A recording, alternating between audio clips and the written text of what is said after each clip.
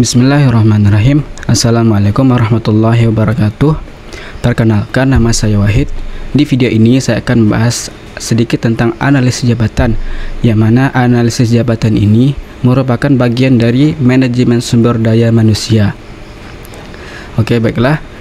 Dalam pembahasan ini, mengapa perlu analisis jabatan? Saat ini, fenomena yang masih sering terjadi dalam pengelolaan sumber daya manusia adalah gap atau kesenjangan karyawan, seperti adanya ketidaksesuaian antara ekspektasi kinerja yang manajemen perusahaan harapkan dengan output kinerja secara nyata yang karyawan hasilkan.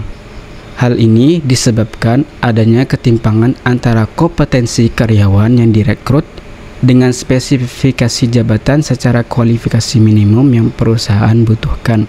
Sehingga dalam manajemen sumber daya manusia dibutuhkan analisis jabatan. Lalu apa itu analisis jabatan? Analisis jabatan adalah proses pengumpulan informasi yang berkaitan dengan data dari tugas maupun tanggung jawab dari suatu jabatan hingga kualifikasi yang wajib dipunya pemegang jabatan atau karyawan terkait. Dalam proses analisis jabatan ini terdapat beberapa aspek-aspek penting yang harus dicatat, dipelajari, dan disimpulkan. Di antaranya, apa saja yang dilakukan karyawan pada jabatan tersebut, lalu bagaimana dan seperti apa wewenang, tugas, dan tanggung jawab jabatan, lalu kenapa pekerjaan tersebut harus dilakukan dan bagaimana cara melakukannya, lalu alat serta bahan yang digunakan dalam bekerja, dan kualifikasi jabatan. Lalu dalam proses analisis jabatan terdapat metode-metode, diantaranya yaitu angket. Angket ini merupakan proses analisis yang dilakukan dengan cara penyebaran kuesioner kepada para pemegang jabatan.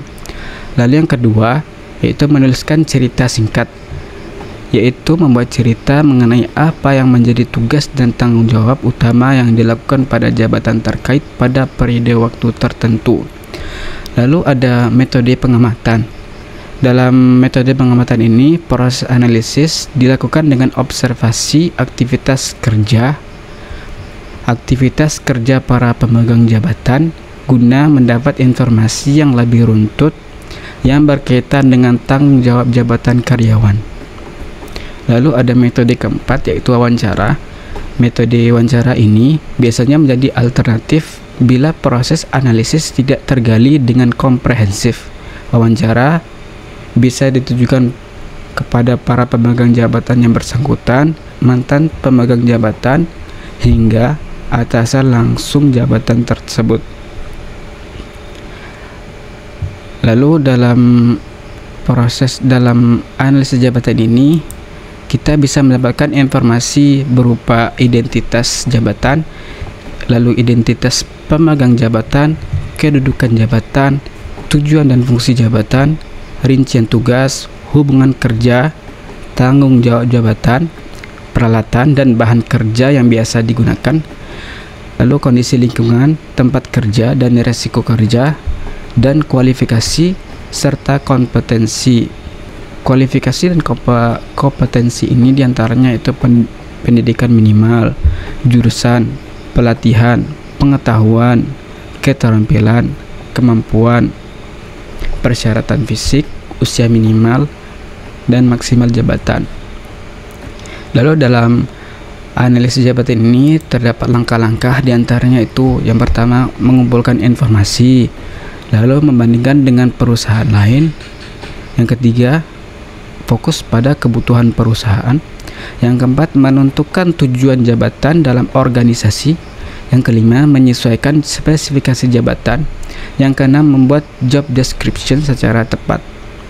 Lalu dalam analisis jabatan ini ada beberapa manfaat dan peran, di antaranya sebagai informasi dan data untuk membuat uraian jabatan, lalu sebagai sumber informasi untuk membuat serta menyusun kualifikasi khusus jabatan, lalu untuk menetapkan standar pencapaian hasil kerja, lalu untuk merancang tema dan materi pelatihan atau pengembangan bagi karyawan, lalu untuk menempatkan karyawan pada jabatan tertentu dengan tepat, lalu untuk menentukan besaran kompensasi bagi setiap pemegang jabatan dengan adil dan tepat, dan menjamin seluruh tugas dan tanggung jawab jabatan bisa dijalani pemegang jabatan tersebut dengan baik.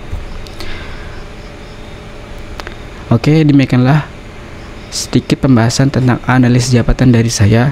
Saya mohon maaf apabila ada kesalahan dalam penyampaian.